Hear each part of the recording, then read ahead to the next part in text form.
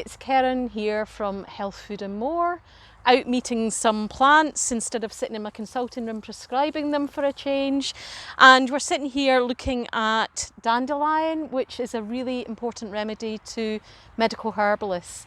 It's got a very long folk tradition and it's one that you can use yourself quite happily. It's not contraindicated with any medications or in any particular medical condition.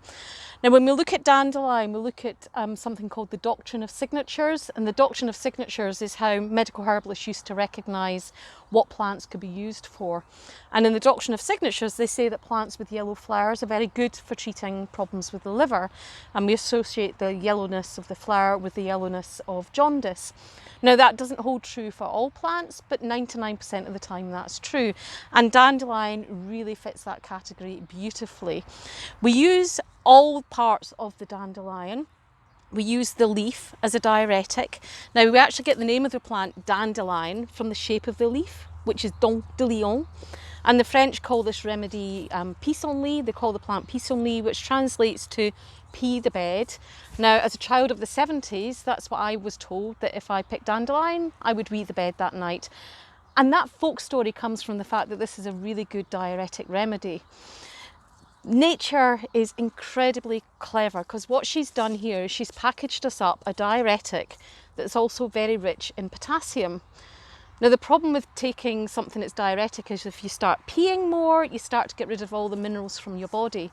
But here we have a plant that will actually increase mineral uptake and give us more potassium. So you don't end up in a deficit state when you use this plant. So we have these leaves which are wonderfully cleansing and diuretic. And then in the autumn, we'll dig down deep into the roots and harvest them. And the roots are classified as a cholagogue. Now, what a cholagogue does is it stimulates the flow of bile. So we use dandelion for a sluggish liver, a sluggish bowel, and when we're looking for a sort of detox support for liver health. Now, the liver does get a lot of burden nowadays. It's involved in the digestive processes, but we have such a big chemical exposure in our lives that taking something to support liver function can only be of benefit in our health.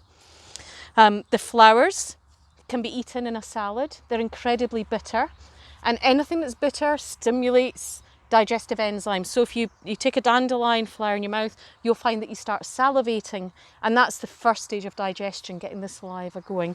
And you can actually pick the dandelion. Now, I'm not going to do it with this one because it's the last one on the plant, but if you pick a dandelion and break open the stem, you'll find that there's a white sap inside.